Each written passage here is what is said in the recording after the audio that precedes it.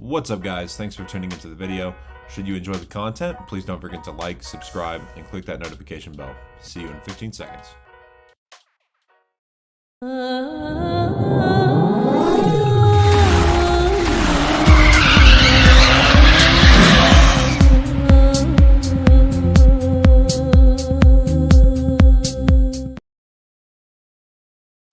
Alright, something I want to make clear prior to get started is that I am not a professional Rainbow Six Siege player, nor am I anybody with any developer experience. I am simply a content creator and Twitch streamer that's played the game since the beta and want to see the game return to its glory days. Now, therein lies the question, will Rainbow Six Siege ever return to its glory days? It pains me to say that the answer to that question is absolutely, unequivocally, definitively no. Now, there are multiple avenues that we can dissect this, as there are a litany of issues both on console and PC, so let's get into it.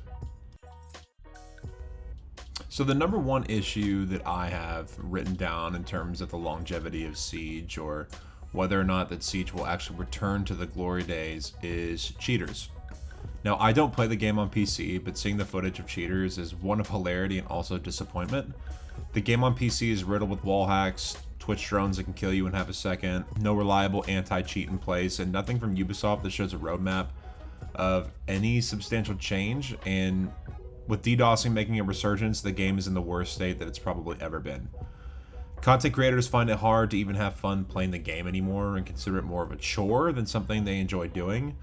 And should content creation die altogether, so does the game, hence this being number one.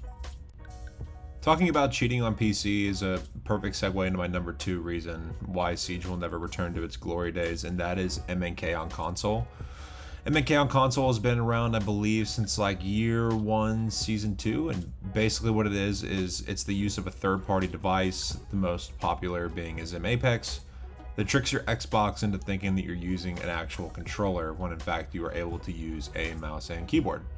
Now, I've gotten used to there being MKKs in just about every lobby I play in, which is Diamond/Champ Elo, and I was able to hit Champ with a positive KD for the last 3 seasons, and I hit one season with a 0.9. But all that being said, it's absurd to think that Zims being in the game doesn't provide players with a superior advantage when it comes to someone being able to use their arms, while controller players have to use their thumbs, which overall dampens a fun factor of the game.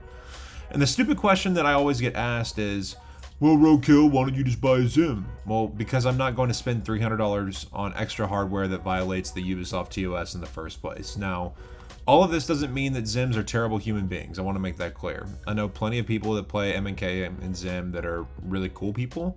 That being said, until Rainbow Six Siege / Microsoft and Sony can figure out some kind of detection protocol for a third-party adapter, this is going to be reason number 2 why the game can never return to what it once was.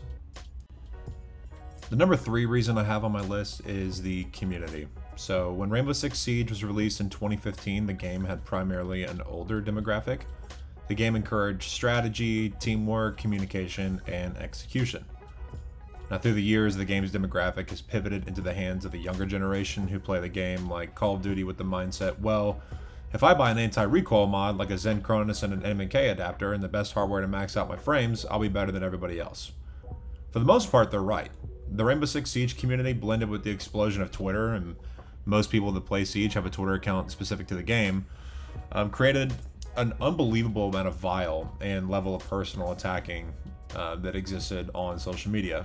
Regarding people's personal information, photos that were supposed to be private in nature, and the injection of real life into this gaming community has resulted in one of, if not the worst and toxic communities in modern gaming.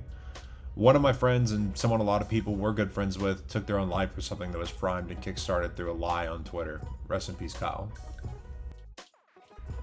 Number 4 on the list is lack of content. I mean, upon release, any and all content that comes out post-launch is always new and exciting, and I don't think there's any debate there. That being said, we are currently in year 7. So Siege has now garnered the reputation of a game that has little to no content outside of ridiculously overpriced cosmetics and regurgitated seasonal events such as Doctor's Curse and Showdown.